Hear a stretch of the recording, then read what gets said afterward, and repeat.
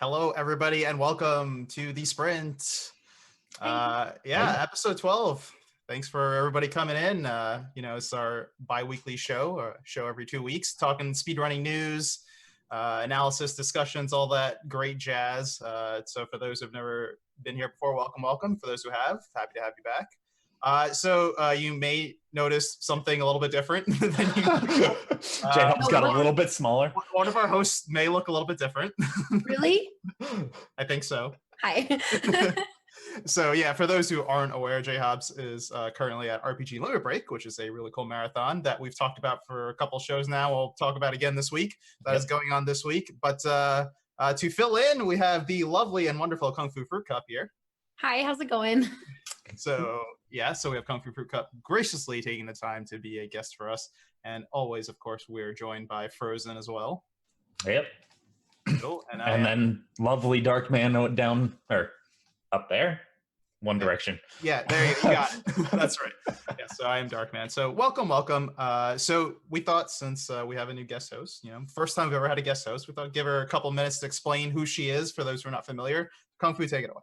Yeah, so I am a variety streamer and speedrunner, and occasional Just Dancer and creative streamer on Twitch. I do a lot of stuff, a lot of variety and some speedrunning. So I've been involved with GDQs for a couple of years. I'm an interviewer, and I love hosting and volunteering as well, and it's really fun. I also love RPGs, so this episode this week is appealing for me. And adventure games, play a lot of retro stuff. Fits well. So even when I wasn't huge in speedrunning, or before I actually started speedrunning myself, I was still felt like I was somewhat involved in the community, because it's there's such a high amount of retro activity when it comes to speedruns. So cool. What I do. There we go. So yeah, that's that. So we're just gonna go ahead and get right into it, talking speedrunning news. So let's get off our first topic, which is an interesting new skip that was found in Paper Mario: The Thousand-Year Door. So this is the blimp ticket skip. It's a pretty exciting discovery from what I understand. I'm not much of a TTYD fan, I must say. I've never played the game. Not that I hate it or anything, just not my sort of thing. But I know Frozen and Kung Fu are quite familiar, a little bit more familiar with the game than I am. So at least why don't you two maybe kind of explain for context, like how interesting is this new skip? So this has been.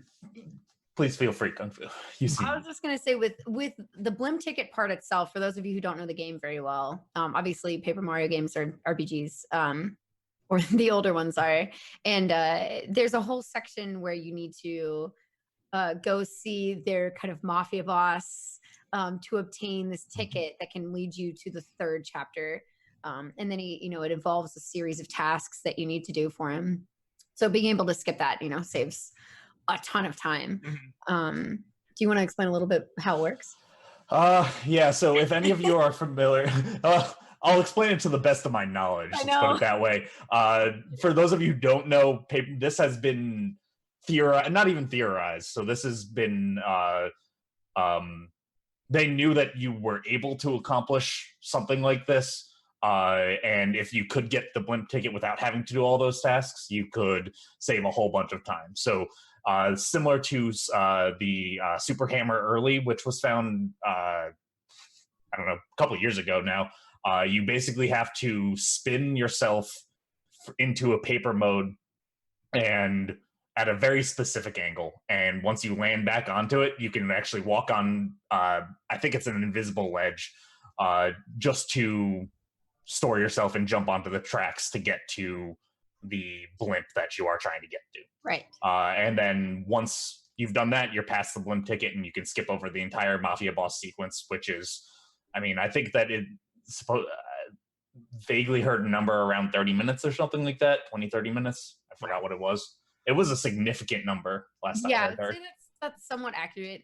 But I haven't watched TTYD in a good while, so I don't know what the amount is. Yeah, casually, it's definitely at least 30 minutes. But all I know is that Tasmalio has his work cut out for him because he's going to be doing another task around this. For those of you who don't know, Tasmalio is the person, well, not the person, but one of the people who does tool-assisted speedruns of the 1,000-Year Door. Pretty well known in the community, and he's released like 3 of them now every time there's a major skip that occurs. Mm-hmm. Yeah, and it's kind of wants to segue into like the broader topic when like large skips get found in games. Like for I guess a little bit of context, I'm not familiar with playing a game that has a 20-minute skip in it. That's definitely not my sort of length. But when I used to run Mega Man 5 a lot, one of the biggest things that we had discovered in the game was we found a trick to skip most of the refights. And the refights in the game, entirety is like 3.5 minutes or so. And this trick that we found saved like 2 minutes, which is like huge in a 30-minute game, 35-minute game. Yeah.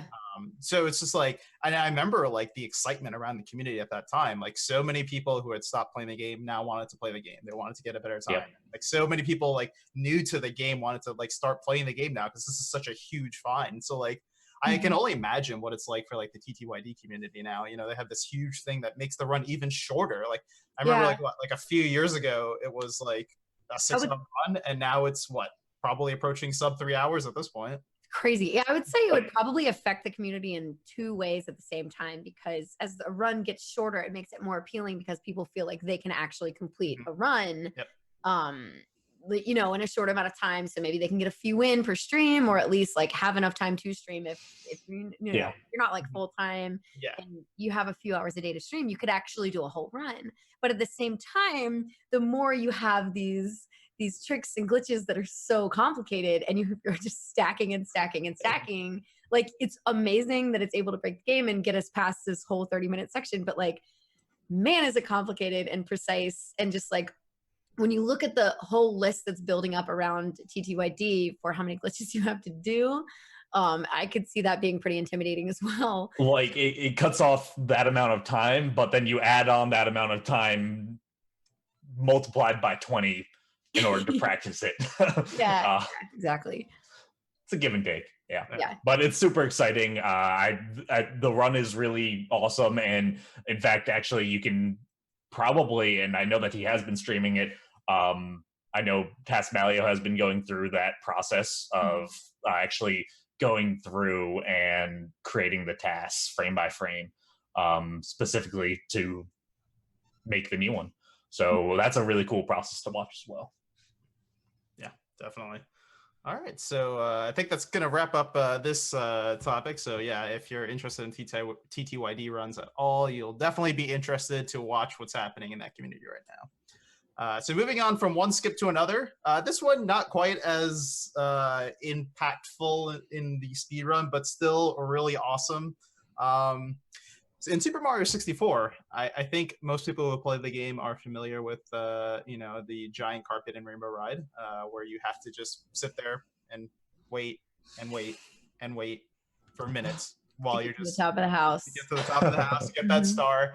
One runner by the name of Jaya decided that you don't want to do that. He's just going to do it without the carpet. Screw the carpet. We're just going to do our thing.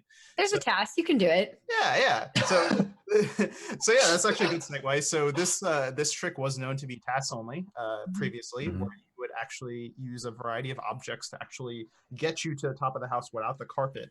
And for the longest time, nobody think this was even humanly possible. But Zaya wanted to prove everybody wrong, and prove he did, because he finally achieved it, the carpetless single segment run to get the star in the big house. The individual level run of it basically saved like over a minute over the previous best time. Which I know it's not like a 20 to 30 minute time save like TTYD, but for a run as optimized as Mario 64, that's still pretty huge. Yeah, this is like, I mean, multitudes more ran than something like a TTYD is, and people have combed over this game constantly. The fact that improvements, even if it's something like this, where it's very difficult to pull off, is incredible. Well, it's almost like that's what it's getting down to, because it's been so optimized. You like have to, you're like, okay, well, time to learn the task strats. Absolutely. Actually pull that off. I mean, crazy. the order of magnitude of difficulty for this can't really be explained unless you actually watch a video. So we're gonna go ahead and show a video at the end of the show, kind of like sign us off. So that way you can get more of a context to how difficult this is, because words really can't do justice for how not only how difficult it is, but just how awesome it looks. Just imagine combining like the bomb clip you see in one of the first levels with like backwards moment, like super fast momentum with jumps that make no sense, with a bunch of other things, like including like a warp in the middle of a clip, and it's crazy. Yeah. So successfully pulled off an aisle. Who knows? Maybe one day you'll see it in a speedrunner too. Probably not anytime soon, but who knows? You know what? I actually think that somebody's gonna work hard enough where it's gonna be like 6 months. Okay. And somebody's gonna do it. I like that. I like that. I like the bold predictions. I'm optimistic. Cool. So yeah, again, we'll show that at the end of the show, but for now, just please trust our word when we say this is really cool. Yeah. You'll see it at the end of the show. That's right. Moving on to our next topic. So we are talking RPG Limit Break. We did talk about it last show, but for those who are not familiar, RPG Limit Break is a week-long charity event similar to Games Done Quick, except it is all RPGs, as you may imagine. So it is currently going on right now. It is at twitch.tv/RPG Limit Break, and they are raising money for NAMI, which is a organization that focuses on mental health and mental health awareness. So have either of you two had a chance to watch any of the runs going on so far? It started on Sunday afternoon. Only a bit, because I have guests visiting from out of town. I've gotten to watch in the background for myself while working most of the time. I've fallen asleep to it twice now. It's been pretty great. It's great background feed. You know, you can tune in and be like, I don't know what's happening, but this looks really cool. Yeah. But I just want to kind of like say, like, if you had any overall thoughts. For me in particular, when it comes to like RPG Limit Break, one of the biggest things that I find very interesting about RPG Limit Break is actually the Twitch chat.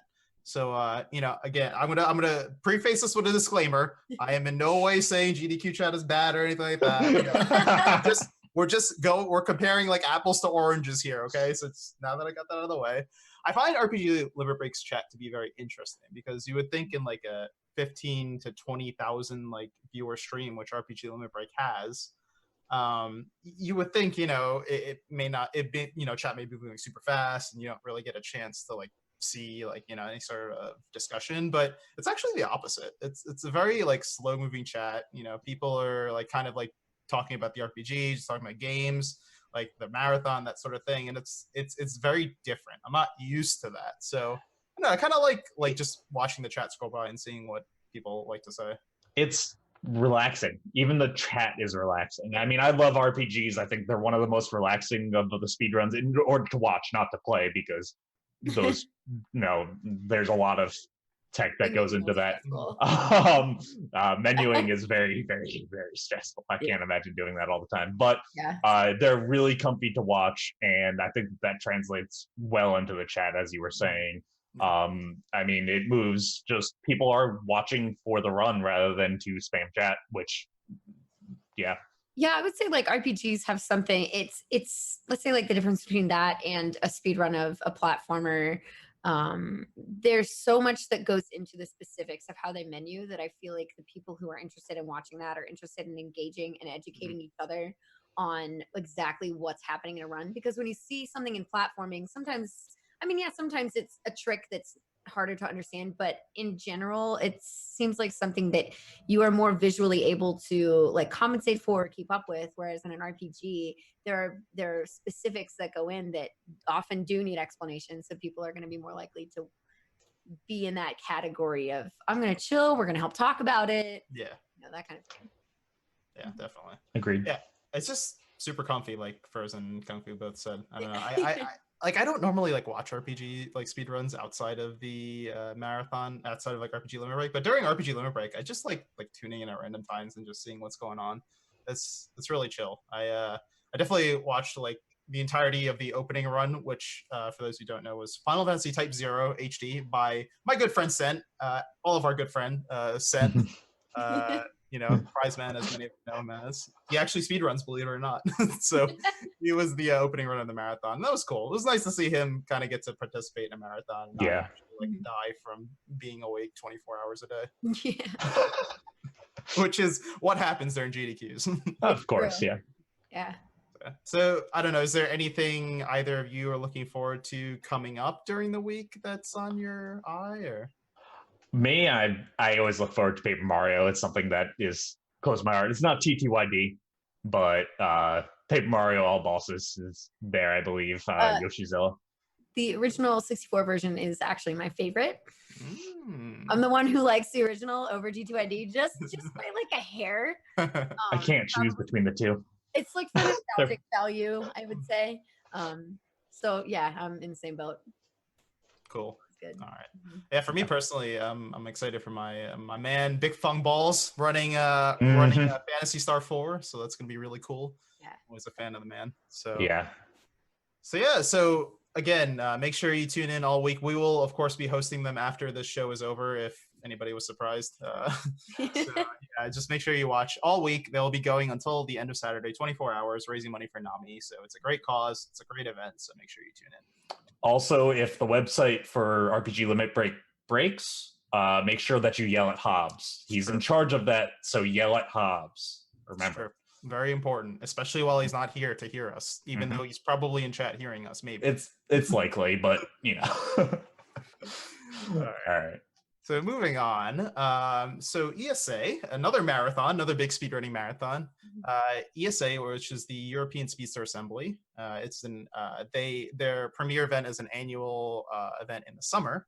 And amongst other events, they also have a winter event, but their biggest event is their summer event, and they have announced the first round of cuts for their upcoming marathon in the summer.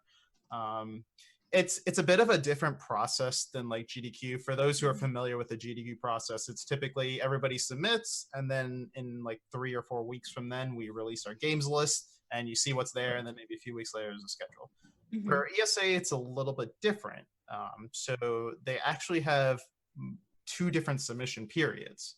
One submission period already ended in April, and they have just announced their first round of cuts from that submission period. I would say it's like the main schedule, just not the final, or the main cuts, not the final cuts and schedule. Exactly. Yeah, it's like the chunk of the games were announced at this point, and now there's going to be a second submission period. And the reason why they do this submission period is to kind of like give a chance for newer games that came out after the first submission period, but didn't really get a chance to like kind of like speedrun it. So now, you get like give it like an extra month or two, kind of take it time to like develop their speedrun. And if they think that's worthy of inclusion, then they have that open submission period for the second round. So yeah, if you want to see what's out so far, not necessarily the schedule, but just what's available, what's going to be happening for sure, you can always go and check that out. Yeah. So yeah, make sure you go to esamarathon.com. They'll have more information. And once they do the final cuts, then we'll kind of talk about that in more detail. But for now, we're just kind of letting everybody know that it's a thing. So if you want to look it up, go for it. Otherwise, when they release their full list, then we'll kind of talk about it some more and kind of talk about ESA at that point. If you didn't get enough marathons, we'll just go into another one, because why not? Or could you always use more? That's right. Frame Fatale is next week. So Frame Fatale is going to be running from May 12th to the 16th. For those who are not aware, Frame Fatale is an all-woman speedrunning marathon. So that is going to be happening on this channel, the GDQ channel, and it's going to be not a 24/7 marathon, because if it was, Muffins, who is our wonderful restreamer right now, would actually die. So yeah, that would be bad. Yeah, we can't have that. That would. This is all ran by women, organized by women, hosted by women. It's just to help promote those any ladies out there who may want to get into speedrunning. It's a great way to kind of show it off that, like, yeah, we do that. And yeah, we'd love to see more women involved and just around, Yeah. Now, I know we got to talk to everybody there. Now, I know we got to talk to Savy last show, and she kind of talked about her involvement with it. Kung Fu, you're involved with it as well, if you want to talk about your side of things. I am doing my original and longest ran game for my channel. So I'll be running Kirby, really chill. And then I'll be doing a bunch of hosting. And I believe I am also commentating another game as well. Okay. you'll hear me kind of off and on throughout the days that it will be running, which will be cool. Yep. I don't think I've seen you speedrun Kirby 64 in quite a while. Oh yeah. I picked it back up recently. Okay. Which is good. Yeah, people will come in and ask whenever I don't run it for long enough. They're like, hey, when's that happening? yeah, do you see Kirby? I'm like, yeah. I just go back. I'm very ADD. I switch back and forth between games and yeah. So I don't know, like, how do you feel about this marathon in general? Like, what are your thoughts on it? I'm really excited about it because it's not an example of I'm not gonna say what it's not. Let's just say it's. I just really like the idea that like, hey, we want to encourage more ladies to be involved, and we want to show, that there are a lot of women that do like to speedrun, and those who are getting the opportunity to kind of like be involved in that sort of stage too, and then hopefully that will encourage more submissions for big GDQs, and then get more. It's just I just like more involvement in general, and I think it's really, really cool. Yeah. No, I think definitely. You kind of nailed it. You kind of nailed it. Like I love marathons like this. Like we kind of talked about last show. I think more marathons like this, in various ways is great. It's always, I think, needed in the community. So I'm excited. Was there anything you were looking forward to other than your run in particular? Well, we've got some girls on my Girls on Fire team. Okay. We have some runs in, which is really exciting. Yeah. And Splatoon, obviously. Okay. Which is I ran the first game for a while, and so this has been kind of like a thing closer to my heart as well. And then I know the game in question for this evening is going to be involved as well, and I'll let you guys. Look at all these segues. This entire show is much. There's so much. Yeah, there's like a really big variety of content being speedrun during the Frame Fatale, so that's really cool. So you'll be able to catch a ton of different runs. They even have the glitch showcase by Pidge. Should be really cool. She knows that game inside and out. She does. She's huge on tassing it, and again, tool assisted speedrun, going frame by frame to make it as perfect as it can be. That's super exciting, and the fact that this marathon is getting to showcase certain things. And then also there's a randomizer developer showcase. There's a lot of really cool segments that aren't normally featured in something like a GDQ or RPG Limit Break. There's just not enough time to set up and things. But this allows people to do it on a different scale, which is really cool. And I think that's the coolest thing about this marathon, and like, speedrunning marathons in general that aren't GDQs, is because you kind of like, you have more flexibility with these type of marathons to do what you want to do. Like, unfortunately, with a GDQ, there's just so many people submitting to it, they can only do so much. But like with online marathons, you don't have nearly as many people submitting, so you can be a lot more creative with what you're going to show. So like, I would also say setup and breakdown times are going to go into it too, because if you're going from your own setup, kind of already ready. So if you have like a really complicated thing that you want to show off, it's more readily available for you. Right. Yeah. And to be clear, this is an online marathon. It's not in person. So, everybody's going to be streaming from their house, and we're just going to be showcasing it that way. I think that covers it. So again, make sure you tune in May 12th through 16th. It will be all during the day in Eastern Daylight Time hours. So you can go to gamesdonequick.com/hotfix to check out the schedule for yourself, and if you want to check out more information on Frame Fatale, you can there. Okay, so we've kind of covered our news, and now we're going to go into our little discussion topic. So every show we try to have some sort of discussion around various things. And our question for today, which we thought was a pretty good question to ask, since we don't think we've done this one before. So you want to get into speedrunning. So you, the viewer, you're watching this right now, you're at home, and you're like, speedrunning is kind of cool. I want to get into it. But like, how do I do it? Like, like, isn't it like hard? Is like, there's so many things that I have to know and be aware of. Like, how am I supposed to speedrun? What do you do? Well, I mean, one of the easiest and first things that we tell people, or I know I tell people, and then a lot of people who speedrun in my community agree with, is that, well, you just play the game as fast as you can. Like you take a game that you like, and that you think you'd be really interested in potentially, and you just try it. Like, so when I first started streaming, streamers like speedrunners were the only channels I watched, and yet I did not know what to speedrun. So when I first started streaming, I didn't even speedrun. It took a couple of months for me to be like, okay, now let's try it.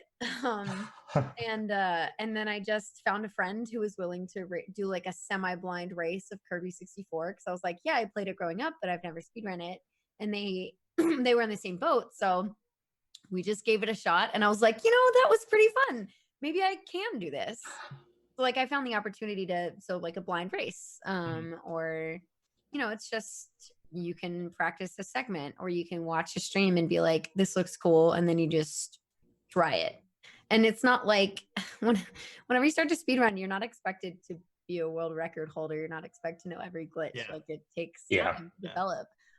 But the really cool thing about the speedrun community is that there are a lot of people in every game community that are like, oh yeah, I run this game. I'd be happy to help show you how this glitch works, or show you how to do this strat.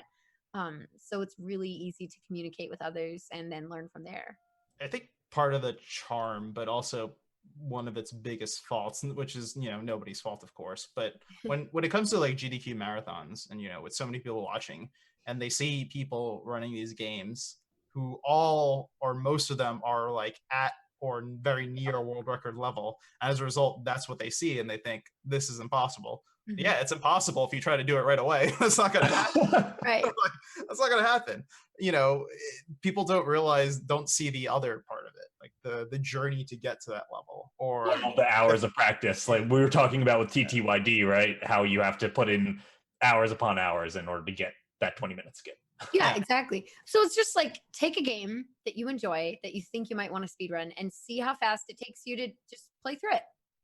You don't have to like sit there and learn things before necessarily. You just go and you just figure out, okay, here's this initial time. And then you start figuring out, okay, what are the strats, or like, what are the initial things I can learn to make my movement speed faster, or something I can cut out that's not too hard, and then practice. And then you just start adding things in. It's like a layer, you add layers of skill over top of what you already know. And that's kind of how you get better. Frozen, you're a man of many games. Like, I'm sure you have some advice out there for the 500 games you've run. Most notably, but yes. One of the things that a lot of people bring up a lot is, how do I choose a game? How do I decide that I want to speedrun something?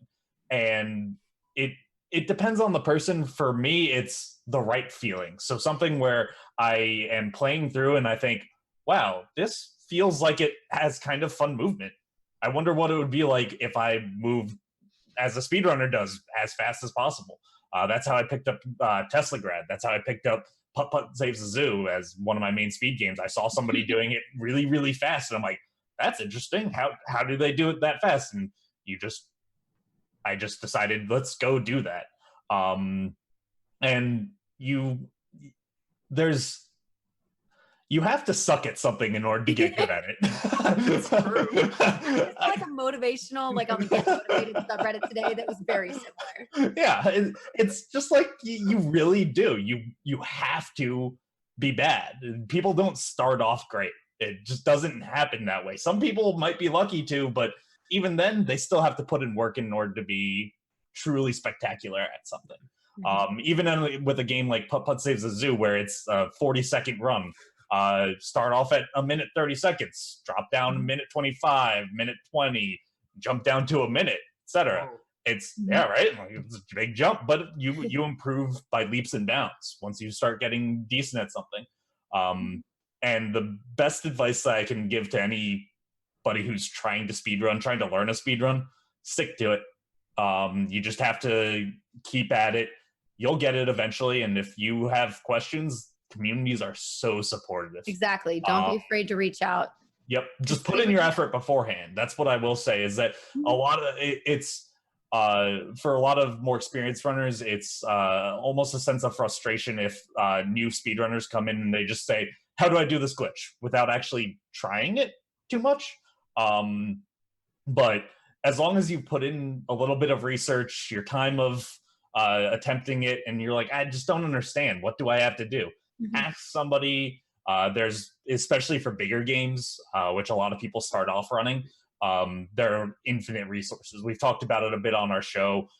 some of the resources, like with Super Mario World, the amount of different resources that are out there is incredible, and people are so helpful. That's one of the beauties of speedrunning in general, I think, is that it's a cooperative, competitive environment, where it is competing for the best time, but people want to work together to drive that down, and getting more people in is what it's about.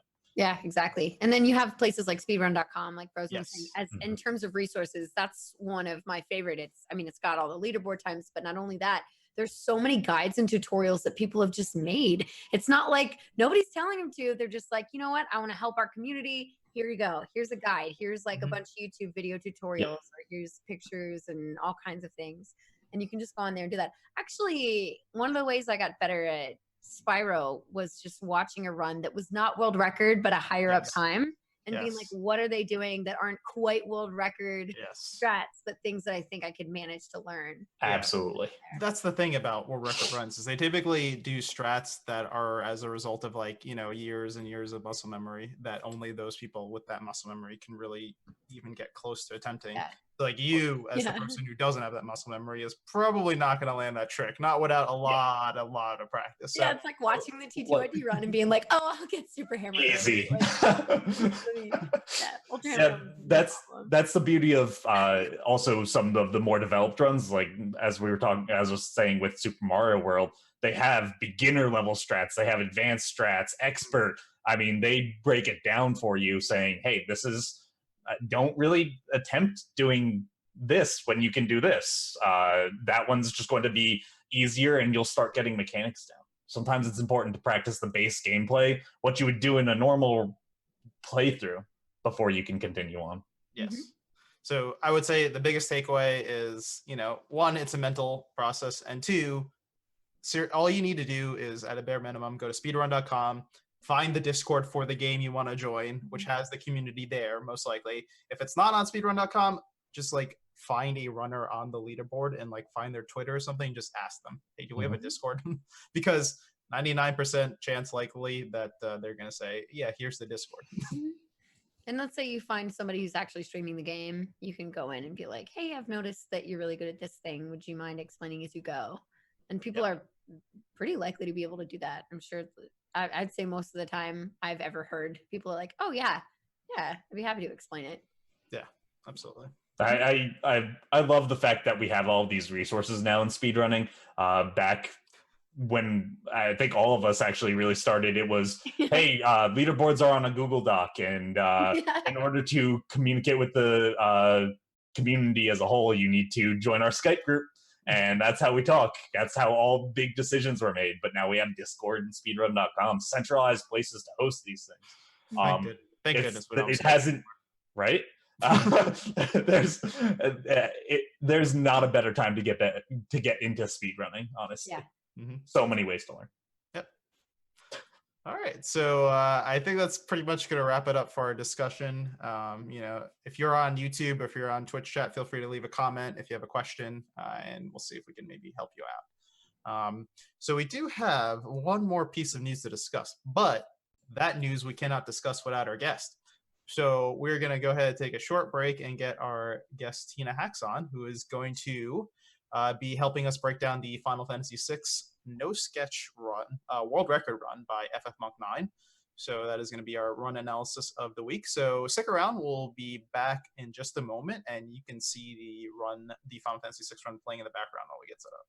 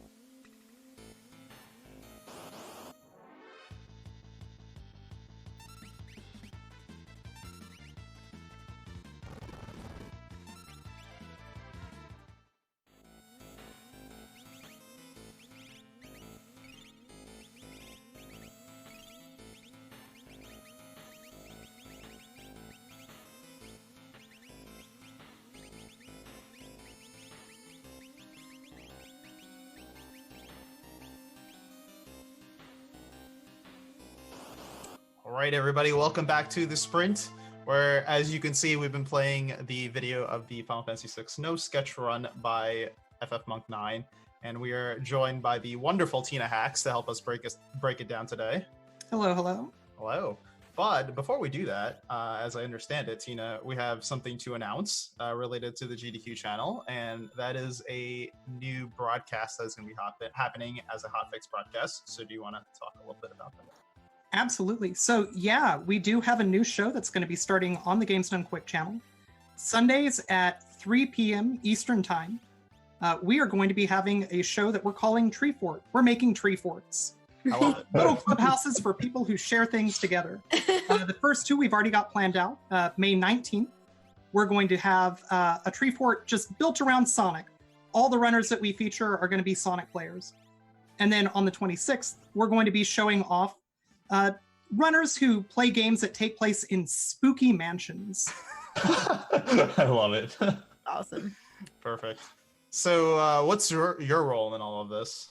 So I'm going to be one of the showrunners. Okay. There's going to be a rotating bunch of us who are going to be showing off speedruns from all over, a bunch of different communities that we're going to be getting to show off. Cool. Awesome. Very cool.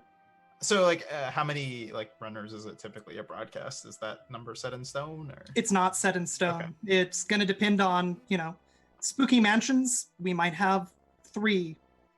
Sonic, I don't think many people play Sonic. There's probably only going to be like 1 or 2. Probably. Definitely going to be less than the number for the spooky mansions. I can think of a lot of mansions are like one of the most popular things ever. Of course. So. Does Putt Putt qualify for that? I think it does. Yeah. Is there a Putt Putt? Putt Putt goes to the haunted house. Wait, hold on. There's the haunted schoolhouse for Freddy Fish. There you go. Put it in there. Get it in there. Awesome. So yeah, I mean, that's awesome. I'm always happy to see more GDQ broadcasts, and I'm sure Tree Fort will be pretty cool. So yeah, make sure you tune in Sundays at 3 p.m. Eastern. And yeah, so that'll do that for that. So that'll happen May 19th is the first broadcast. That's the first one, right? Mm-hmm. All right. So let's kind of get into now our run analysis, and we're again talking about the Final Fantasy VI No Sketch World Record run by FF Monk 9. And Tina, let's kind of begin with let's talk a little bit about Final Fantasy VI. Obviously, most people in chat by this point, they know what Final Fantasy VI is as a game, so we don't really need to go into that. But like, talk to me a little bit about like Final Fantasy VI as a speed run. Like, what makes it like stand out compared to other? Sure. So I mean, obviously, it's not a short run. For people who don't mind longer runs, I actually think that this is probably one of the better first runs that somebody can pick up. Just because, like you were talking about earlier, a lot of speedruns have, here's the advanced strat, here's the easy strat. Mm-hmm. Final Fantasy VI, it's very difficult to completely tank your run. Just about everything that can fail has some sort of backup. It's going to come at a time cost, but between being able to opt for easier strats as you're learning the run, as you're learning the menuing and the movement, and then when something goes wrong, being able to kind of save the run.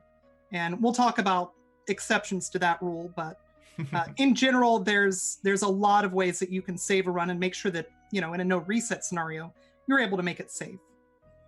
Cool. And let's talk about like this category in specific. So this is the no sketch category. That's right. What exactly is sketch for those who are not aware? Sure. So anybody who's played it knows that there's a character named Realm who has an ability called Sketch, which is casually kind of known for being pretty useless. In the speedrun, however, it turns out that it's super glitchy, and you can use it to do things like write spells to your spellbook that you're never supposed to have access to, write locations to your characters, and use the sketch ability to just wrong warp. And in fact, the entire second half of the game is skipped thanks to some glitchiness that Sketch introduces. So for no sketch, we say, sorry, no, you do have to see the second half of the game. We're going to go all the way through. We're actually going to fight Kefka. The sketch category doesn't fight Kefka. You basically show up, you look at Kefka, Kefka says, well, I guess I'm dead then, and then the credits roll. That's not even like an exaggeration. Literally what happens in that category. How long is the sketch category, like allowing it? The sketch category is in the 3-hour range, which up until very recently set it apart from no sketch. With some new skips that we've found within the last year, no sketch is now beginning to kind of push closer and closer towards Sketch, although we still, we're not going to be able to push past that time, unfortunately. Right. So you kind of alluded to it a little bit with no Sketch, but even though it's a category that does lengthen the game because it can't use that, broken ability that is Sketch, it's still not a game without, skips and tricks and whatnot, correct? Oh, for sure. There's one really new skip that we found called the Massa Skip, and we'll talk about it in a little bit. But other than that, there's a couple of tricks that we can use to skip past the mandatory fights, to skip past an entire segment. Cool. So yeah, awesome. Yeah, and you also talked a little bit about it in the beginning about Final Fantasy 6 being a very accessible run. So it has a very low floor to kind of get into it. But when it comes down to like the world record level part of the run, it's notoriously difficult, is it not? Oh yeah, actually grinding out a world record run in this game is extremely difficult. You have to give up pretty much every safety at this point. Mm-hmm. Yeah, and we're going to kind of show some of the instances of how unsafe this run is. So why don't we go ahead and get right into it. So we're going to be, for those who are not familiar, we're going to be showing clips at various points of the game.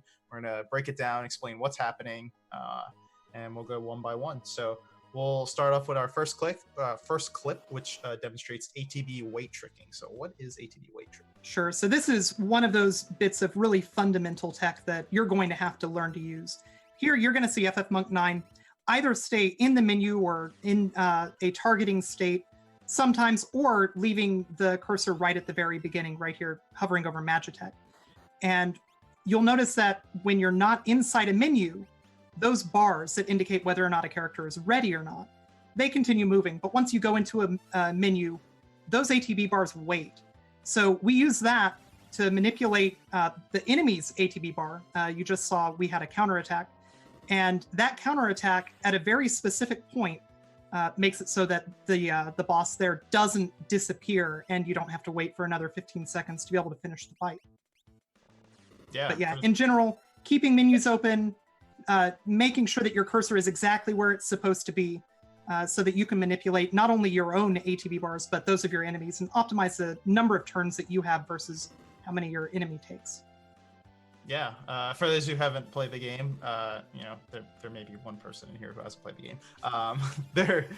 Normally this is kind of like a tutorial fight meant to teach you how to, make sure you don't attack it at the proper time, because if you attack it at the wrong time, it's going to counterattack you. But nah, this trick is just getting. Yeah, in true speedrunner fashion, we go directly against what we're told to do. Yeah. Sometimes that's slow. For the sake of right. All right, so we can go ahead and move on to our next clip, which this is an interesting clip where we just basically bypass moving objects, because why not? Yeah, this is another bit of tech that's pretty important. You see it a few times in the run. You're supposed to have to fight all of these enemies, but it turns out that there's a minor bug where if you move while the enemy is also moving, you can just pass each other, and the fight just never triggers. We'll be using that a few times throughout the run, but this is another one of those things where just knowing that the ability of any individual actor to interact with you is limited to when it's exactly on a tile is super, super important in this game. Yeah, awesome.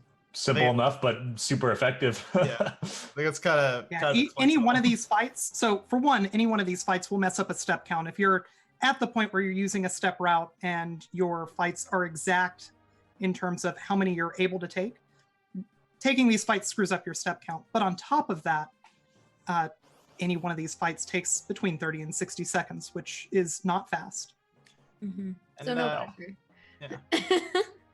And that's a great segue, I believe, because we're going to go ahead and show off the next clip, which talks all about what a step route is. So what exactly is going on with a step route? All right. So here you're going to notice FF Monk 9 takes a kind of zigzaggy course. And while it's not super obvious if you don't know where they are, FF Monk 9 is doing everything that he can to step on some specific tiles on the overworld.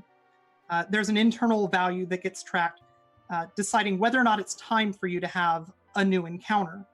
And we step on as many of these no threat is what we call them.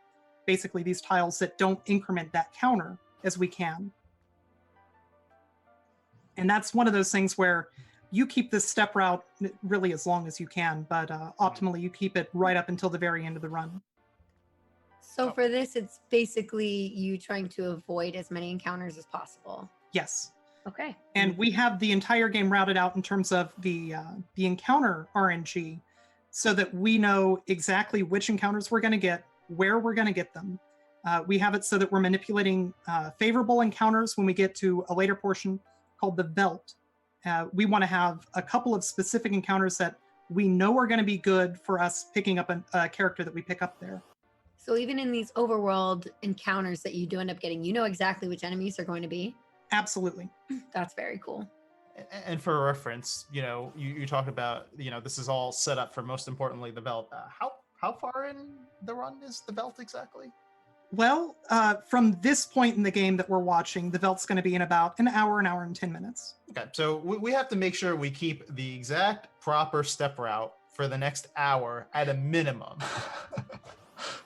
Yeah. Easy. Okay. Very easy. Yeah. Exactly stepping exactly where you need to be. And again, that's one of those things where when you're first picking up the run, we all tell people don't bother with the step route. Just get used to menuing, get used to movement and fights. And then once you pick up the step route, hey, that's some free time save for you. So to clarify, this is basically a lot of speedrunners will talk about RNG, random number generator. And when it comes to encounters in RPGs, a lot of people will say, oh, RNG, randomness. This is encounters in this game are based off of the step count. That's correct. So that's taking away that randomness. Going on. Yeah. But yeah, absolutely. We're manipulating the RNG so that we know which encounters we're going to get. Yeah. And Frozen, that's just a fantastic segue, because our next clip is going to show about RNG manipulation. Look at that. Wow. We're great at segues here. So here you're going to notice FF Monk 9 saves the game and resets. And not just once, but as soon as this load game screen comes up, he's going to reset again. And this is manipulating what's called the RNG seed, basically the initial value that the RNG is going to have when we get into the game. And after this point, FF Monk 9 is going to delay just a little bit. There's a visual cue that we use with the way that that guard is moving, so that we know that right there, now we know that the RNG is set exactly so that we will get the minimum number of encounters on the Leet River. People who've played this casually probably know this river as, an area where you get a bunch of encounters and you can get lost in a maze. Turns out you don't have to get more than 2 encounters here. Wow. And if we were to let this play out in its entirety, we'd see that we only get 2 encounters. And for the rest of the trip, we just kind of sit there and wait for the upcoming boss fight. I do like the choice in letters that they have for the characters' names. Yeah. It's quite interesting. That is great. It's a very important message. Yeah, understand. For people not familiar, if Bannon dies, you get a game over and your run is done. Yep. Also, Bannon takes forever to run away. He's very bad at running away from enemies. These two things kind of joined together make all of us in the speedrunning community just absolutely adore him. He's great. Yeah. Favorite character. It's also worth noting that in the casual playthrough, while you're on this raft and you're rolling along, you can't actually open up your menu. So from a casual playthrough, you're just sitting there waiting for an opportunity to make sure that you can heal up Bannon or whatever. So to put this whole encounter into 2 fights is really unbelievable. It makes the run much safer than if you're going without a step route, for sure. But just in general, Bannon has been the bane of plenty of speedrunners. All right, so we can go ahead and move on to our next clip, which is showing up another instance of how RNG manipulation really helps us out for encounter luck. Yeah, so here we're on the Phantom Train. Now, there's a bunch of different encounters that we can get, and bombs in general are scary, but getting packs of 1 bomb means that we're able to run very quickly from them. Bombs have an attack called Blaze, which can wipe your party. So just making sure that we can manipulate a single bomb 3 times in a row, huge deal. Doesn't guarantee that you're going to make it through here, but it makes the run substantially safer. That's cool. yeah, it's just another instance of RNG manipulation. I love it. Simple enough on the surface, but very complex. Oh yeah, there's a lot that goes into it. For sure. Yeah, absolutely. All right, so I think we've kind of seen enough of the RNG manipulation for now. I think we can take a little break from that because now we've gone from manipulation to just flat out skipping the game because we don't like it. So in this next clip, we're showing the infamous lock scenario when everybody splits up, but let's just kind of skip half of it. So in the speedrun, we just do the entire scenario backwards. We don't pick up Celis ever, but it just so happens that it's frame perfect if you don't buffer with a pause there. But we can just clip through that guard and go through the entire scenario backwards. Name Celis, which will be important later on, and then just leave. We don't even bother getting Celis. We walk out the front door, clip through that guard, and then just we're on our way. Wow.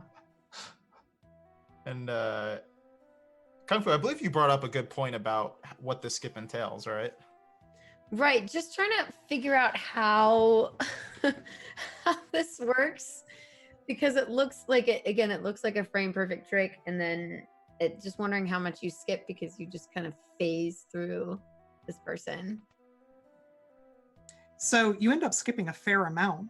The most important thing that you're skipping here, and this used to just be for speed, but now it turns out that it prevents a soft lock with the new Massa Skip. Oh. Not picking up Celis does make it so that you get to skip a pretty substantial portion of the run later on.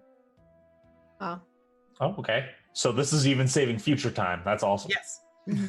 Well, not even so much that it's saving future time, it's preventing a future soft lock, which is even better. Yeah. right. Pretty good. Saves your future time. Yeah. All right. So we're gonna go ahead and move on to I love the name of this clip. We're just gonna call it The Thing. Yep. So this is a trick called The Thing. You don't see this in speedruns, typically. You're gonna see it here though. So you're 22 seconds behind now that you're an hour and a half into a run, that's 4 hours long. So what do? You do a trick that's gonna save you 6 seconds or lose you about a minute and a half. Speedrunning. Speedrun. So how, for like context, how hard is that trick to pull off? It's extremely difficult. Like I said, you don't tend to see it in actual RTAs. At this point, I've seen people do it in practice rooms. It's a great party trick. The only other time that I've seen a runner pull it off outside of like a marathon setting where it was a donation incentive was in a race during a tournament where it was me versus, at the time, the world record holder, Lynn, where I was just a couple seconds ahead of Lynn. And so he decided that it would be a great time to do the thing and by 4 seconds in the race. Made the difference. It did. No, it's when you absolutely need 6 seconds. There you go. You do the thing. Yeah. Do the thing. That's incredible. Oh man. So now he's demonstrated the thing. So what in particular is interesting about the Kefka Fight? So the Kefka Fight is another one of those instances where your ATB weight tricking is going to absolutely have to be on point. Kefka is allowed to take 2 turns here. On the 3rd turn, Kefka can use level 2 magic. And level 2 magic targeting even your entire party will wipe your party because you're extremely low level here. You run from fights, typically, and that means that because bosses in this game don't give you experience, you never level up. Once your party members enter your party, they're whatever level they were at that time. Wow. That's not a lot of health. So the timing here is very, very, very tight. It makes this point pretty exciting, a little bit stressful maybe.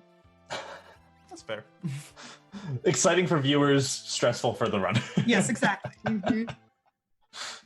All right, so we'll go ahead and move on. So, if we didn't have appropriately named clips, now we're going into the Dataluma fight where we're going to make Cyan go a little crazy. Yep. So this is actually a glitch that I think most people learned about from Nintendo Power, which told you about using the Imp spell on Cyan to make sure that his retort never ends. But it turns out that you can use this to inflict some pretty massive damage on enemies. So retort, for whatever reason, you're swinging your sword, so obviously it's a magic attack. So we just pump Cyan's magic stat and make it so that once you kill him, bring him back, he's willing to just retort against any physical attack. One of the things that's really neat here, this is a boss fight. And what you're going to notice is that the boss doesn't have the boss's death animation. And that's because in a single turn, we killed the boss with both a physical and a magic attack or ability. And so the game doesn't really know what to do with that. And it says, well, I guess you're dead now. So let's just play the regular death hand. Saves just a little bit of extra time. when you just embarrass the boss, it's like, well, all right, so yeah. I'm gonna go. Not feeling it. Bye. So we kind of briefly talked about it pumping up his magic damage by the use of relics. What exactly are relics in this game for those who Sure. So for people who play other RPGs, if you think of things like, you can put on a ring and it gives you +1 intelligence or whatever. In this game, you have 2 slots that you can put any type of relic on, and it turns out that you're able to pick up 3 items called earrings, and earrings boost your magic stat by, is it 25 or 50%? I forget. It's one of those 2, though. That's a lot. It's a lot. It's more than 0. Cool. And I noticed in particular Locke was trying to steal a jewel ring there. Is that like very It's significant? to sell. Okay. Yeah, it's just GP routing. If you don't get the jewel ring, not that big of a deal. There's other things that you can sell later on. But it also just so happens that Locke's steal ability is a physical ability, which means that you will get that quick death animation if you had the steal be the thing that triggers the final retort. Okay. Awesome. So we'll go ahead and move on from Crazy Cyan to another interesting fight where we're just going to run for victory. Yeah, this one's real fun. This is another one of those spots that can be kind of stressful as a runner because there's exactly one bad frame. You can get frame ruled here, and you're going to see that we're getting some attacks, and we're not doing a ton of damage to Ifrit. But after 5 attacks, Ifrit's going to swap out. Ifrit's going to tag out, say, hey, Shiva, you take care of these idiots. And during that brief period of time where there's no boss on the screen, the game unsets the boss flag. And so during that time, you're able to run away. Perfect. That's great. So when you say one bad frame, Yep. what happens? You don't run. And this is just Shiva between casts the Ice 2 2 and- fights, right? You cry mostly. Yeah. So how bad would it be if you if you It's had possible to fight save. It's one of those things where if Celis is dead, you're pretty much guaranteed to wipe. If Celis is alive, then you're potentially going to be okay. Celis needs to start using her ability called Runic, and that's going to attract any magic attacks and nullify its damage, while the rest of your party keeps on dishing out the damage. But if, for example, Edgar and Locke and Sabin are all dead, you're pretty much done. Run over. Got it. But if they were able to survive, it would be between Shiva when it goes back. You could try. Correct. You could get that again. It's a 59 out of 60 shot to get a good frame. So don't get unlucky twice. Yeah, so don't get unlucky. Otherwise, your run's over 2 hours and 10 minutes into it because you got unlucky. Yep. Sounds right for an RPG. All right, so we got lucky. So we'll go ahead and move on to our next clip, which is demonstrating the power of slots. Slots is great. So once you get Setzer in your party, slots is going to start being really one of your favorite abilities. So Explain how it works. I mean, absolutely. It's pretty So straightforward. you're going to see, so you're going to see, we're going to use an echo screen right here. And then after that, you can pause buffer that first 7. And then after that, you can learn the timing to get the other 2 7s without pause buffering. But almost every enemy in the game, bosses included for a large part of it, almost every single one of these enemies is going to be able to be killed with this Joker Doom ability from slots. The first time that I remember seeing anybody like publish a how-to from it, it was actually Essentia did the video. But yeah, this is really your bread and butter, since this is going to be a very, very under-leveled run through. Being able to just kill anything that you want to, really useful. That's pretty useful. And sorry, I must have missed this, but what was the purpose of the echo screen exactly again? Right. So there's an internal counter that it's a 1 byte value, so between 0 and 255, and which results in the slots are even possible to be reached is based on that internal counter. It just so happens that using an echo screen at the very beginning of a fight gives you that value so that you can even get Joker Doom to begin with. Okay. So it'll show up. Sure. Wow. Yep. If you happen to get the slot combination wrong here and you do not kill these cranes, how dead are you?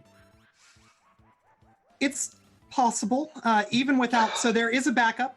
If you happen to have an elixir and 2 more echo screens, you can, as long as the cranes cooperate, you can reach that correct value again and try again. It's possible to kill them otherwise. It's not easy, it's not particularly fun, but it's possible. I think I love that response more than I can really say. It's God, it's possible, I guess. If you really Most runners of this game have had to do it once or twice, and it's not a good feeling. That's why exactly. It's just that's experience talking when you have it's possible. I've done it like twice and I've reset every other time. So based on how annoying it sounds to have to deal with it if you don't get this setup correct, for those beginners, since you said that this is an RPG that is easier to kind of jump on board with, how hard is a Joker Doom to set up? So the Joker Doom is relatively easy to set up, and what you're seeing FF Monk 9 do here is just buffer that very first 7. But you can buffer all 3 of them. It's slower, but if you're just starting out with this run, that's what you want to do. Yeah, you so want to make sure that you get the Joker Doom first try, and then you can continue the run. So the opportunity to learn based on the buffering is in there. Exactly. Cool. All right, so now we can go ahead and move on to our next clip, which is showing off a really cool skip, and that's the Massa Skip, which is a relatively... Yeah, this was huge. Yeah, less than a year old still. Very few runs have finished with it. So we're going to open the menu the moment that those bridges change. We're going to warp stone out. We're going to save. We're going to go back into the cave. This is the Phoenix Cave, Phoenix Cave. This is the Esper Cave. And now we're going to intentionally take a game over. Since we've saved, the game lets us resume from our most recent save once we've wiped. So you're going to see here a variant of that Joker Doom strat. This is called Reverse Joker Doom. This is what the game originally wanted you to have happen whenever you did this Reverse Joker Doom.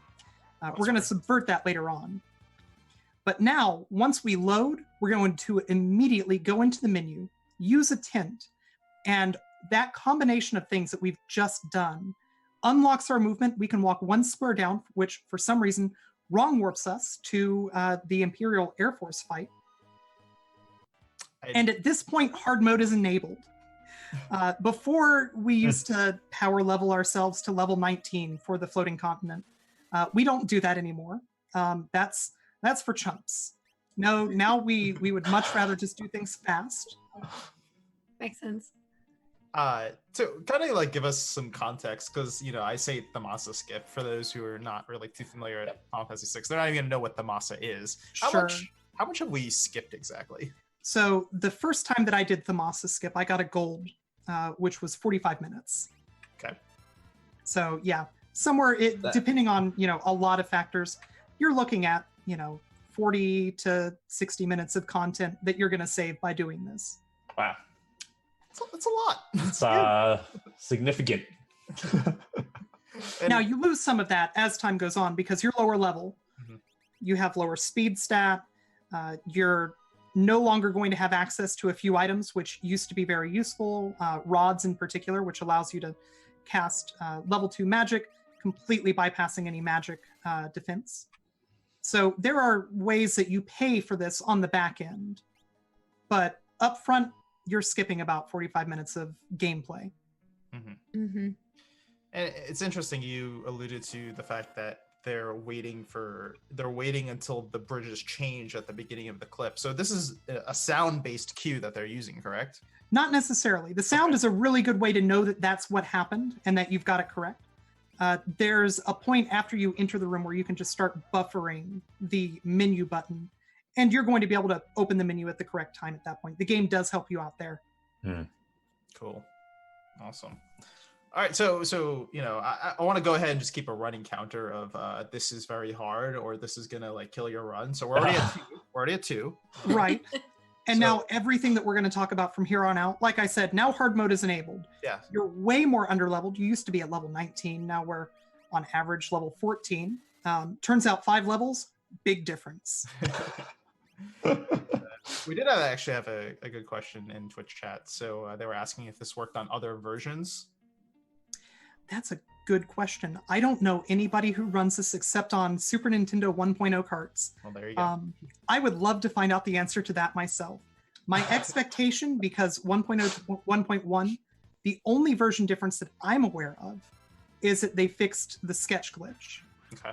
So my expectation is that any Super Nintendo version, this is going to work just fine. This does work on all Japanese carts, so I'm pretty sure that that's correct. Okay. All right.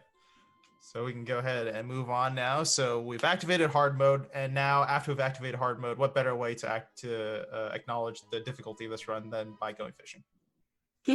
Oh, I'm sorry. First we're going to show off. This is Reverse Joker Doom, yes, the glitchy way.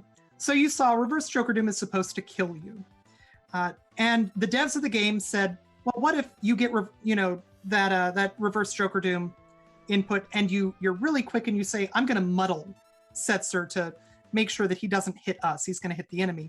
Like what would happen if you got muddled after you put in a cure or something like that. The devs already thought of that. They said, nope, no dice. But what they didn't think of is, what if you muddle Setzer and then you punch him in the face so that he gets muddled, then unmuddled before the Joker Doom goes off? And it just so happens that doing that does bypass all instant death protection in the game. Checkpoint Square, we got you there. Of course. So it goes from you not being able to use Joker Doom on the enemy to trying to use it on yourself to being able to flip it back to the enemy because it thinks you're using it on yourself. Exactly. Therefore, the battle's over. Yep. Seems perfectly logical. Not sure why they didn't think of that. Listen, nobody thinks they hit themselves, okay? Like that's just not a thing that happens. It's true. If you're writing a game, the last thing that you're going to think is, okay, but what if on purpose the players decided to punch themselves?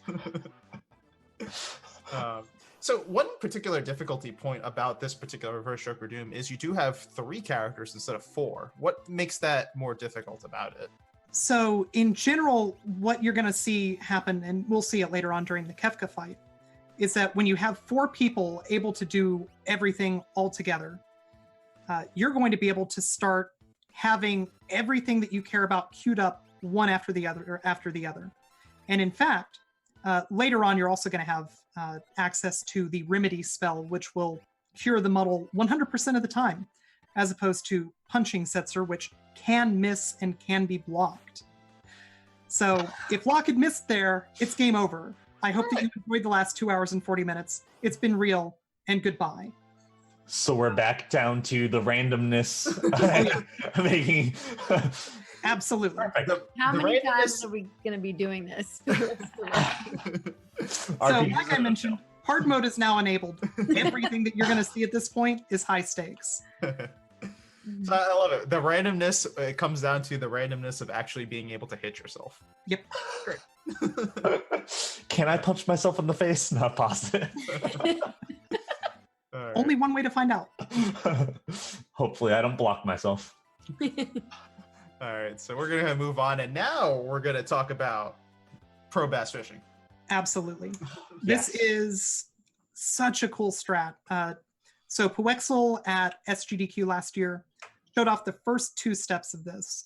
Pro bass fishing is super, super difficult.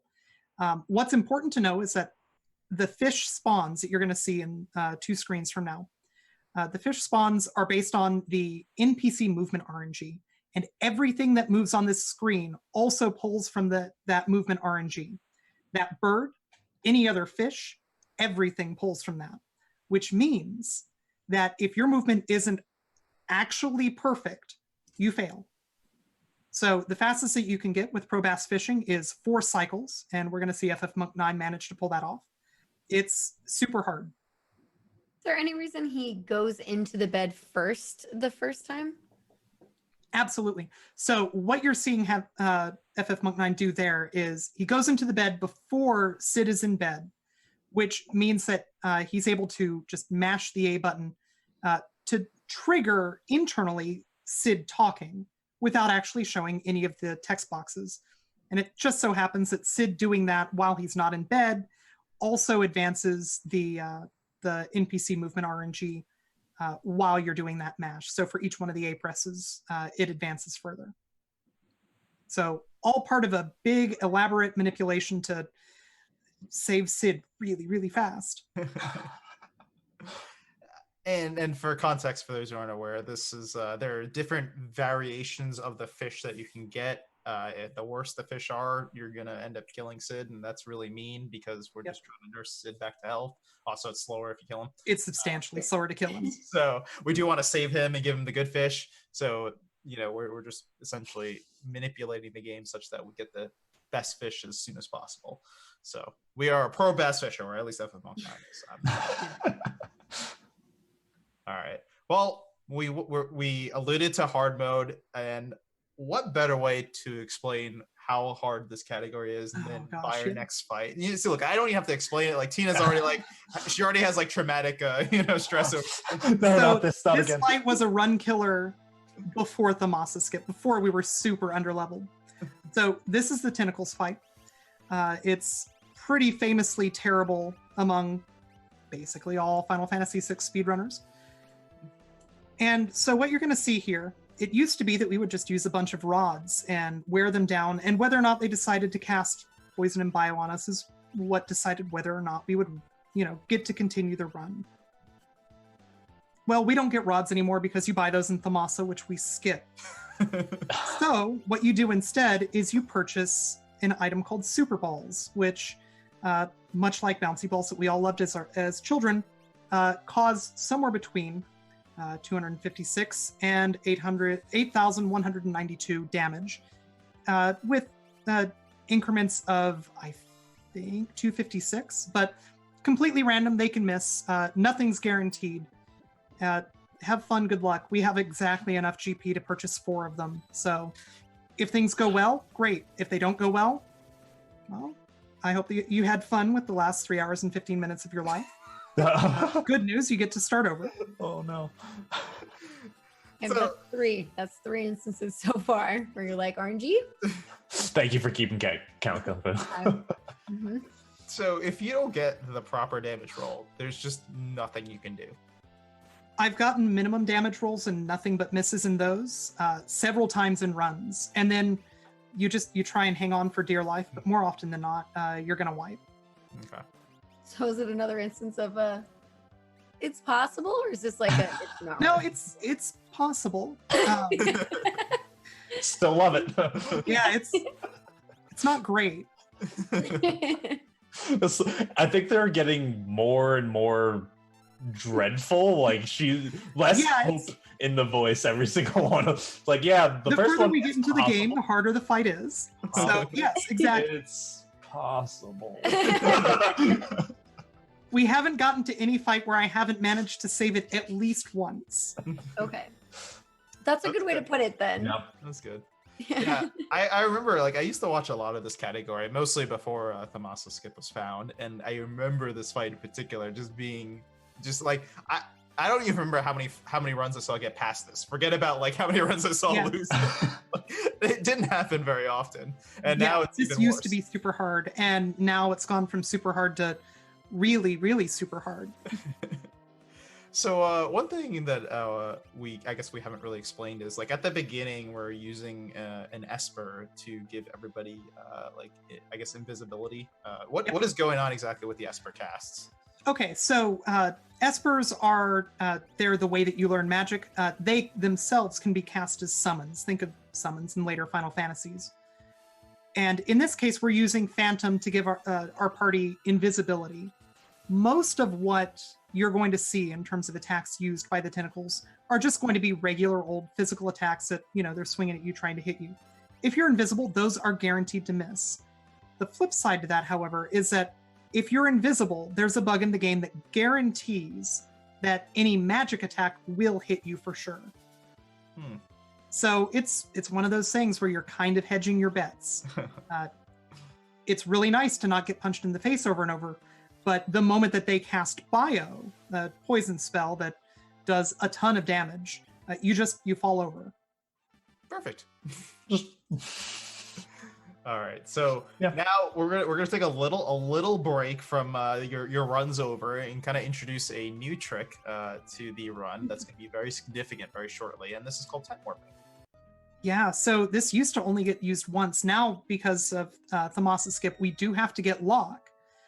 You're going to see, so what's going on here, and this is going to go by very fast, so we'll probably let this play out a few times. So we have a saved position specifically on Edgar here, and we had Edgar not as the party leader. We swap and then use a tent without leaving the menu, which means that the game, through a minor bug, warps Sabin to the point where he was in terms of the saved position. So by doing that and then swapping parties, because this is a two-party area, we're able to just skip the entirety of the Phoenix Cave so that we can go get Locke real quick. This is also very good because we're underleveled and we only have one character who's able to prevent fights. Yeah. Wow. It's kind of useful. Yep. That's pretty useful. So later on, and I think that this might even be our next clip, we're going to see how you skip the entirety of Kefka's Tower using this clip, using this trick. And you heard it there, the perfect segue. Let's just skip the entirety of Kefka's Tower, which is the final area, because tent warping is cool. Yep. So here you're going to see any party, as long as one party is sitting on a save point, can use tents. Any party can also use the save menu item. But we're going to swap through a bunch of parties. We're going to use some save positions that we had set up before we got to Kefka's Tower even. And then coming up, you're going to see as the Mog and Sabin party leave this area, in the next room from here, they're going to walk down one step and then they're going to swap places. And that saves a position on Mog. That's how you get these save positions set up. And so now you can see we're just skipping all the way to the very end of this area. Solid. And one of the really neat things that this is going to show off is that the game has another minor bug, and it's why this is useful at all. We're going to end up in a position where all three of our parties are sitting on one switch. In the game, if you played it casually, you're expected to have one party sitting on each of those individual switches so that you can hop on into the final fight. But in this case, instead of that, we're just all going to stand on one switch, and Kefka's going to be very, very friendly, and he's going to just let that work. So, give us some context exactly to what it is we're skipping, because Kefka's Tower it's a very long and lengthy. Yeah, it's long. Section. It's so if you didn't catch Poexel's glitchless run at SGDQ last year, this is long. Every single one of your parties is expected to be able to make it all the way through at least one boss, in most cases, two bosses. The bosses themselves are extremely difficult. And you've only got one Setzer, so you only have one chance to use slots, and everybody else just actually has to be good. Yeah, I did actually watch a run of this category before this temp warping was found, and watching the parties of 2 people try to kill some of the hardest tough, bosses yeah. was very interesting. Yeah, lots of run enders before temp warping was found. Yes, absolutely.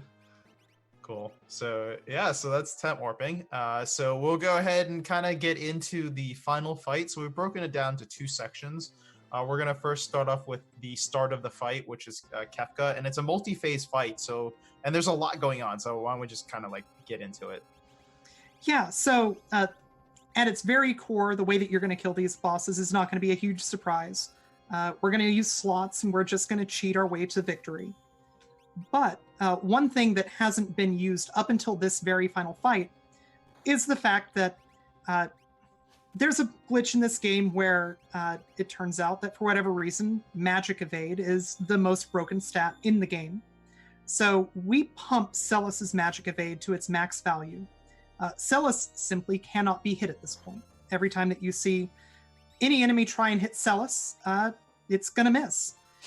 Also, Celus is equipped with an item called the True Knight, which, if you're familiar with other Final Fantasy games with the Knight class, that makes you jump in front of any of your characters that has low HP.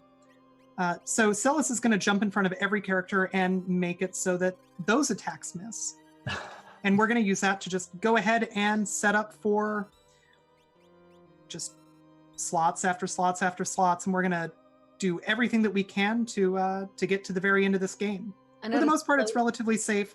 It can get a little bit hinky in Phase 2, but there's backups for everything that can happen there. Phase 3 can get very, very sketchy. Mm-hmm. Notice float was applied as well. Yeah, so there's a meme in the Final Fantasy VI speedrunning community, which is to always remind everybody to cast float. Because this phase in particular uses a spell called Quake when you kill it. And if you're not floating, you get to reset the game 3 hours and 47 minutes into the run. Wow. Yeah, that's not good. No. I don't think No. I'd want to do that. And the best part is that there's a good 5-minute long cutscene that plays out before you can start this fight. So Wow. even if you have a safety save, you get to mash through text for the next 5 minutes. Mhm. So we're using now like 4 people in order to execute the reverse Joker Doom. So, you know, what happens if like somebody dies? Like how much difficulty or how much improvising are there in these fights? It depends. And you're going to see a lot of people die right now. Well, look at that. Yep. Yep. So yeah. obviously if Setzer isn't alive, it's just not going to happen. Additionally, if somebody who knows Muddle isn't alive, it's not going to happen. In general, you need to have the extra speed during this fight just so that you can make sure that you get to the point where Joker Doom is cast. But on top of that, it is technically not impossible to do it with 3 characters. It's hard. It used to be that you would end up with Gogo in your party because Gogo could just infinite mimic. And that was relatively fast. But since now we have to pick up lock to, again, avoid a soft lock, it's slower to pick up Gogo. So we don't bother with that anymore. Get it? Lock, soft lock. Yeah. Yeah. I'm not seeing myself out. Square knew what they were doing. Even with the soft lock. So I guess like I'm just like watching the fight progress, and like it seems like the priority is getting everybody else up first before Setzer, even though Setzer is like the most important person to like killing the bosses. Yeah, so Setzer has the lowest speed out of everybody present. And because of that, getting him alive so that he can use Phoenix Downs against everybody else, not as big of a deal, really. He's just going to be a little bit less useful, you know, compared to everybody else in terms of getting the entire party back up and running. So he's necessary, but also he's slow, so he can take a nap. Yeah, makes sense. Okay. Yeah, Celes will survive for a while, so we're fine. Yeah. But speaking of survival, you know, Yeah. there's one particular phase that could be a little bit spicy, no? Yeah, so Phase 3 is real scary. So here you see face reuse W wind, which is how we know now for sure that we are going to see the end of the game. There's a 1 in 3 shot that this enemy can use a spell called Merton. And Merton pretty much guarantees that you're going to wipe. Again, it's possible to get everybody back up and running. In fact, a world record from Lynn at one point did have a recovery from Merton in this case. Wow. Merton, which is, by the way, just as a fun aside, a fantastic mistranslation from the Japanese phrase for meltdown. Okay, sure. Merton. Yeah. Fun fact. I like it. Yeah. Awesome. But yeah, so as long as you don't see Merton right at the start, you already know there's no more stress in this run. We're going to see the credits, and the only question left is, are we going to get a new world record? In this case, the answer was yes. Yeah. Don't you technically also have to make sure that somebody gets punched into not being modeled anymore? So no, what you're going to notice is that now we are using we're using a spell called Remedy instead. Remedy has a 100% hit rate as opposed to punching, which can miss. Right. There you go. So That makes Remedy. that part a little bit well. less stressful. Yeah. Yeah. Awesome. So a third of the time. Oh, You're never going to mind. go In that into case, I guess we were out of MP. So I lied. Apparently, yes, we were still punching. Okay.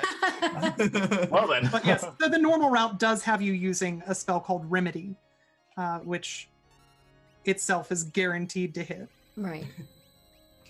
Cool. Wow. All right, so that's pretty much all our clips for Final Fantasy VI. I'm gonna go ahead and kind of show the run. That's going on. Excuse me. All right, there. We'll just leave it on. We'll just leave it there. So one thing I wanted to ask you, and I didn't get a chance to kind of ask at the beginning, is give us a context to how this run came about in terms of the world record history of this run, because this run is a very optimized run from what I understand compared to previous leaderboard. Yeah, at this point, this run is going to be really hard to beat.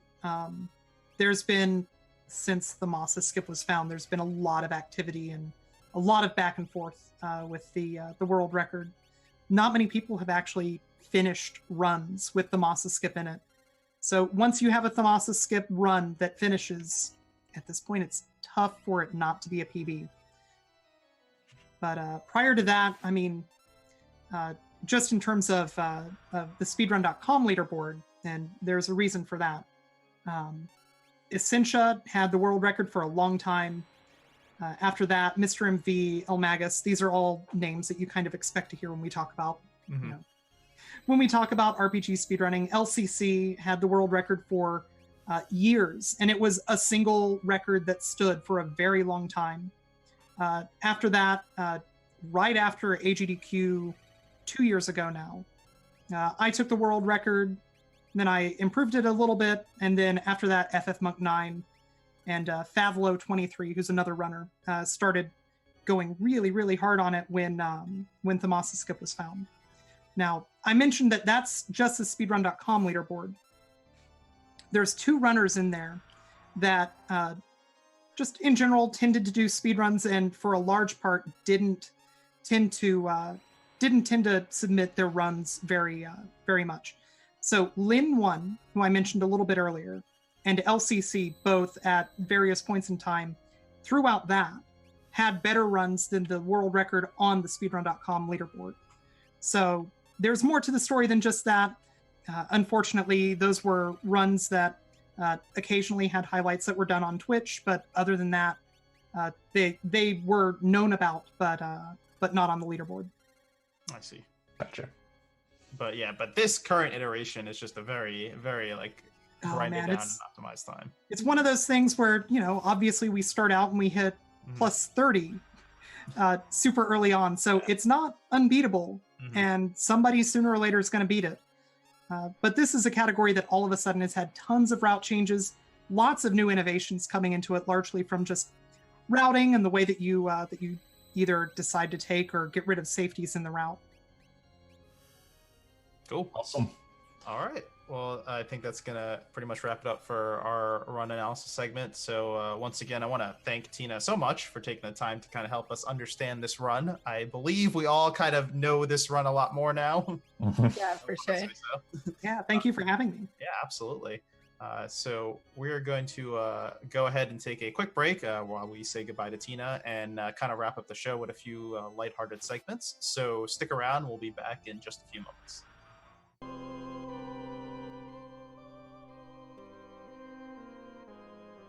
All right, everybody, welcome back to the sprint.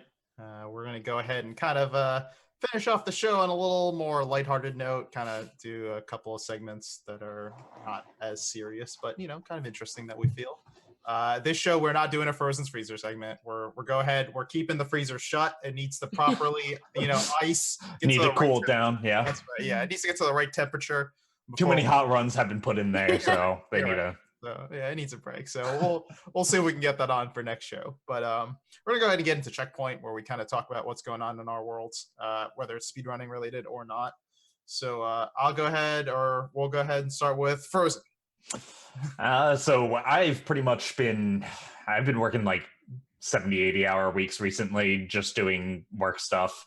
I haven't had too much time to actually speedrun. What's nice about my speedruns is that they're relatively short. So I have been able to get in a couple of runs. In fact, I actually started to stream on Saturday night, and I was going to run one of my old speed games because I found the time, or not Saturday, Friday night. But turns out I was streaming to our RTMP server for GDQ. So yep. Stream for about 45 minutes to that. Wow, chat's dead.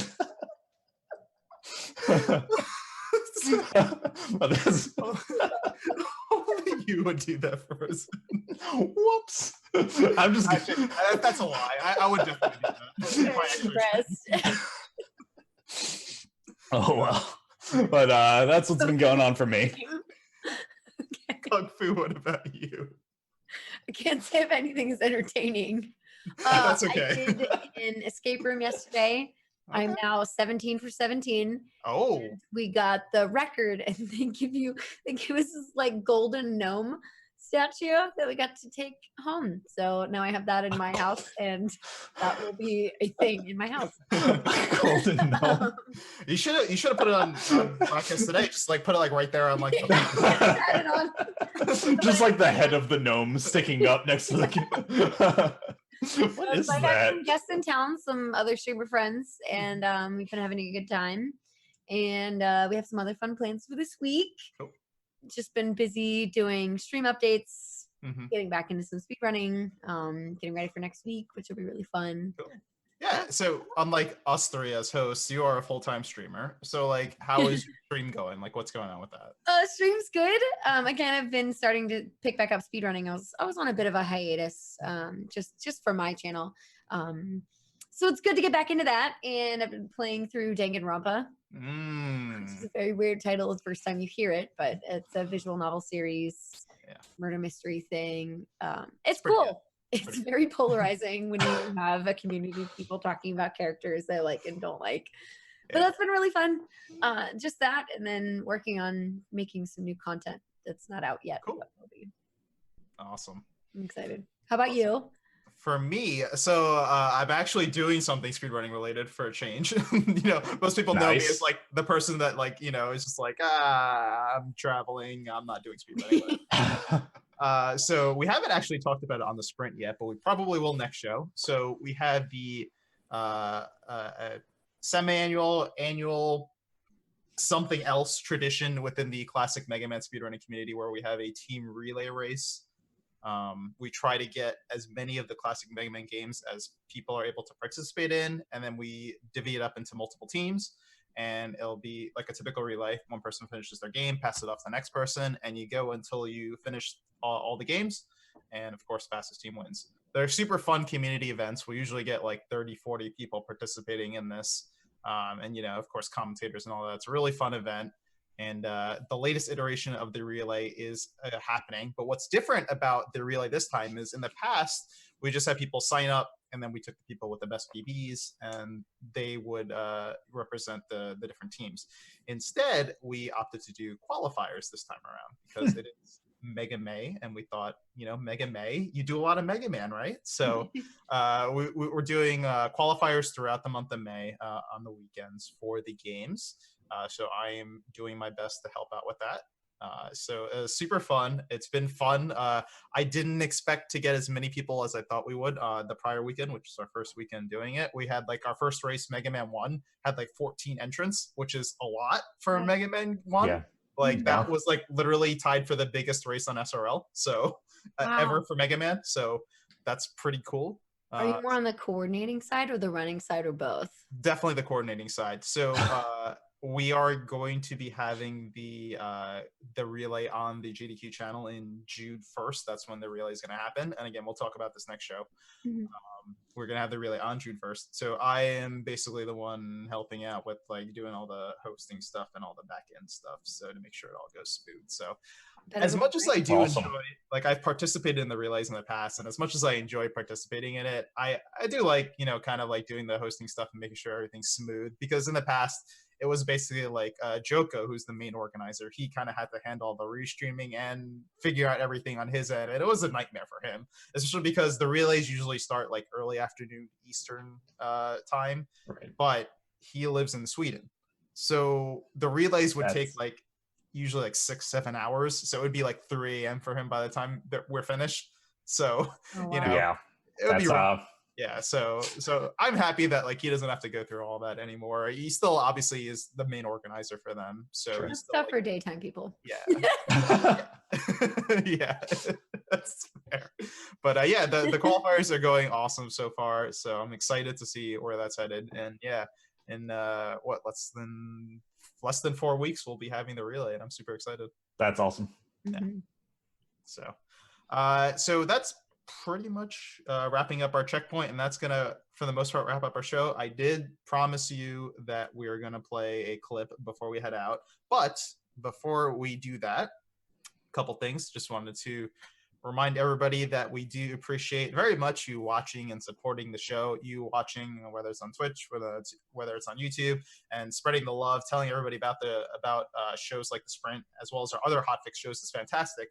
But we do also very much benefit from your from cheering and from subscriptions to the channel. So if you are able to do that, thank you so much. That continues to help us put more hotfix broadcasts like this one. So if you like it and you can help us, we do appreciate your support. So with that, just want to say thanks so much. Thank you so much to Kung Fu for taking the time. Yes, thank you. No problem. It was really fun. It's been fun hanging out. Awesome. Glad you had fun. And again, as always, thanks to Frozen for being on. Mm-hmm. And thanks to you, of course, as well. Thanks to hosts like me. With that, we just wanted to tell everybody that while this is wrapping up for the show, as you can imagine, this is a very RPG themed show. And that's because, again, RPG Limit Break is going on all week. So we are going to be hosting RPG Limit Break right after we play this clip.